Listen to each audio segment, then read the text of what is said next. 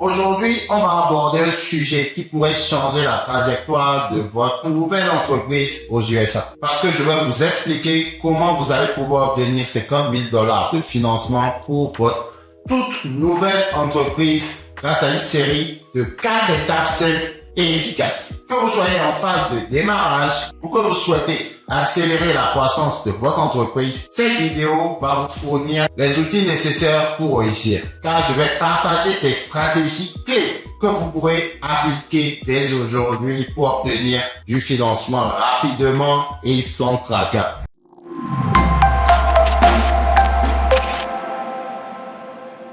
Le premier élément fondamental pour obtenir ce financement, votre crédit personnel, votre historique de crédit. Nous parlons de carte de crédit aux USA. Beaucoup d'entrepreneurs se demandent souvent s'ils peuvent obtenir du financement sans avoir un bon historique de crédit. La réalité est que oui, c'est possible. Mais le processus est beaucoup plus long et très compliqué. Le moyen le plus simple, le plus sûr et le plus rapide et efficace de financer votre entreprise est de tirer parti de votre crédit personnel. Oui, c'est le moyen le plus sûr. Du moins, c'est celui que j'ai utilisé et celui que beaucoup d'autres personnes utilisent. Je sais que certains d'entre vous peuvent être réticents à utiliser leur crédit personnel parce qu'il n'est pas parfait, ou du moins parce qu'ils n'en ont pas encore. Rassurez-vous, dans cette vidéo, je vais vous expliquer comment réparer votre crédit en 30 à 60 jours et ce qui vous permettra de vous positionner, de recevoir des financements importants. Pour illustrer cela, je vais répondre à quelques questions que vous m'avez posées en commentaire sur les vidéos précédentes.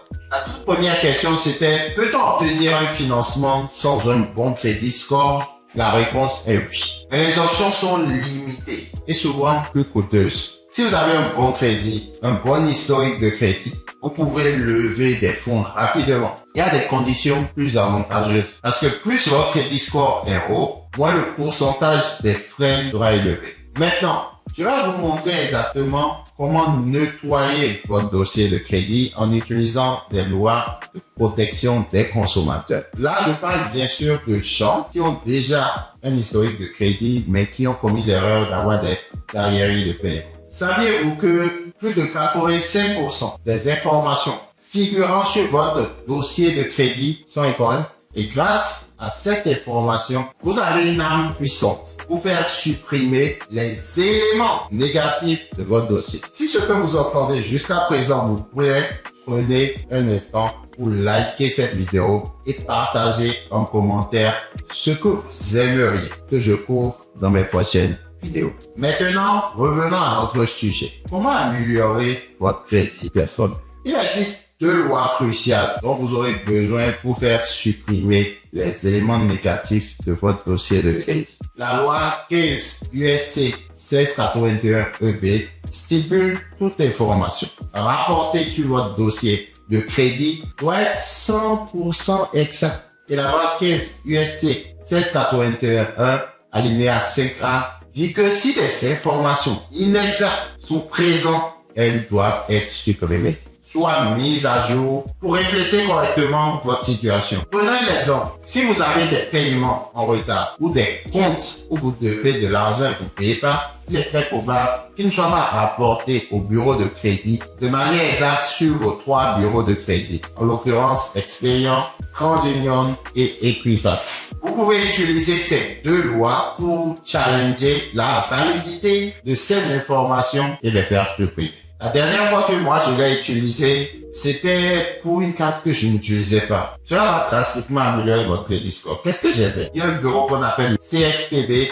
que j'ai utilisé pour contester un retard sur un paiement d'une carte. Mais je ferai une autre vidéo sur le sujet. C'est pas courant, il faut l'éviter, mais parfois l'oubli rentre dedans et on commet des erreurs. Je vous encourage à aller sur Google et trouver des lettres de contestation en utilisant ces lois afin de pouvoir contester lorsque vous êtes en retard sur des paiements ou simplement que vous êtes en retard. D'accord? Je vous suggère de créer une lettre en mentionnant que vous avez trouvé des inexactitudes sur votre rapport de crédit. Et selon la loi, vous demandez que ces éléments soient supprimés. C'est aussi simple que cela. Ensuite, envoyez ces lettres au bureau de crédit et d'ici 30 à 60 jours, vous devriez commencez à voir des résultats. Mais je vous suggère d'éviter ça. Moi, ça m'est juste arrivé une seule fois. Ensuite, structurez votre crédit personnel. Maintenant que nous avons couvert la réparation de crédit, passons à la structuration correcte de votre rapport de crédit personnel. Une fois que votre crédit est propre, vous devez vous assurer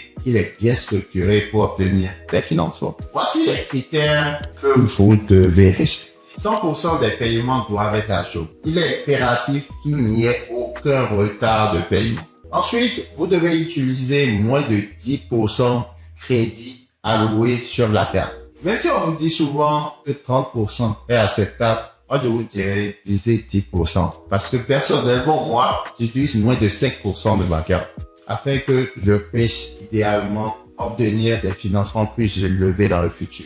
Et aussi, pas plus de 3 à 4 demandes de nouvelles cartes récentes. Trop de demandes de crédit peuvent effrayer les prêteurs. Je vous demanderai aussi d'avoir 5 comptes positifs, voire plus. Cela inclut des cartes de crédit, des prêts personnels et un mix de tout ça vous permettra d'avoir un BS. Si vous ne savez pas par où commencer, voici quelques solutions pour construire votre crédit. Des cartes où vous faites du pré-paiement et ensuite la banque vous reprête les sous. Ça, c'est l'une des options qui vous permettra de pouvoir obtenir un meilleur score. Comment structurer une LLC avec moins de $300 pour que votre entreprise soit prête à recevoir du financement?